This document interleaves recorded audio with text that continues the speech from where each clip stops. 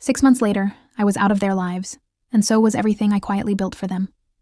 When I was 19, I dropped out of college to work 2 jobs after Dad's restaurant started failing. Morning shift at a warehouse, night shift doing IT support. I sent them $800 every month for 3 years, never missed once. Not when I got sick and worked through pneumonia. Not when my car broke down and I walked 4 miles to work in the snow. Even, he stayed in school. Got his art degree from a private university that cost $47,000 a year. Moved back home rent-free at 25. Painted in the garage I paid to renovate. $200 out of my own pocket.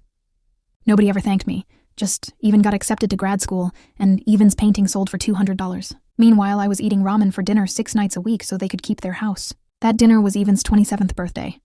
Fancy steakhouse downtown. My treat, obviously, like everything else. $340 bill for 5 people. I ordered water.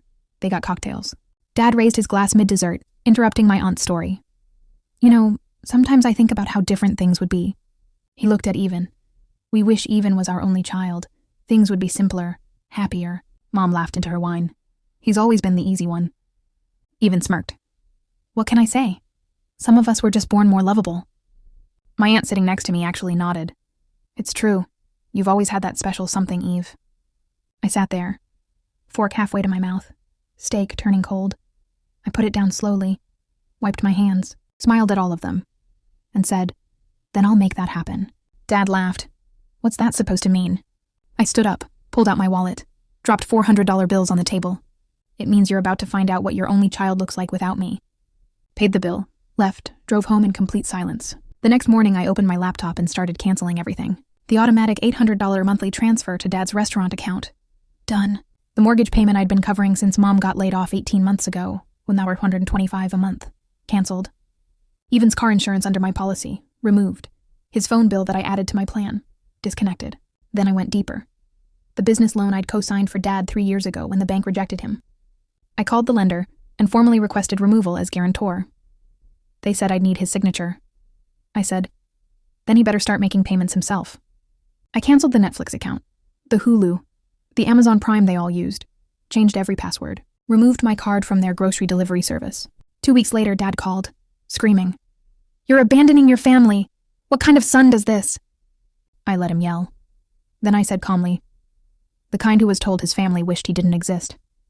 You wanted Even as your only child. Congratulations. Good luck. You can't just... I already did. Click. Mom texted 47 times that day. Crying emojis, guilt trips. How could you be so cruel? We didn't mean it like that. I blocked her number. Even sent a voice memo. 5 minutes long. He started apologetic, then got angry. By the end, he was calling me selfish and saying I'd always been jealous of him.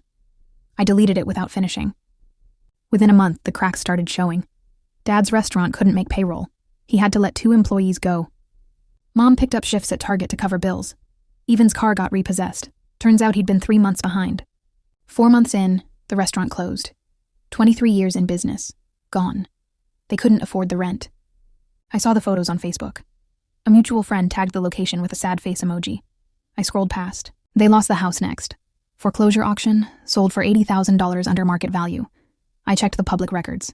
They moved into a 2-bedroom apartment across town. The kind with thin walls and a coin laundry in the basement. Even had to get a job at a frame shop for $16 an hour. I heard through my aunt, who suddenly wanted to reconnect. I told her I was great, and I was. I got promoted at my IT job. Bought a small condo. Started saving for the first time in years. Went on a vacation, just me, to Colorado. Hiked alone. Slept in. Ate at restaurants without checking the price. It felt like breathing after being underwater my whole life. Last week, Even called from an unknown number. I almost didn't answer. Hey, it's me. Listen, I know things got weird, but I'm in a tough spot. Can you loan me $2,000, just until I get back on my feet? I'll pay you back, I swear. I laughed. Not mean, just tired. You know what's funny? You never once asked how I was doing, not once in 6 months.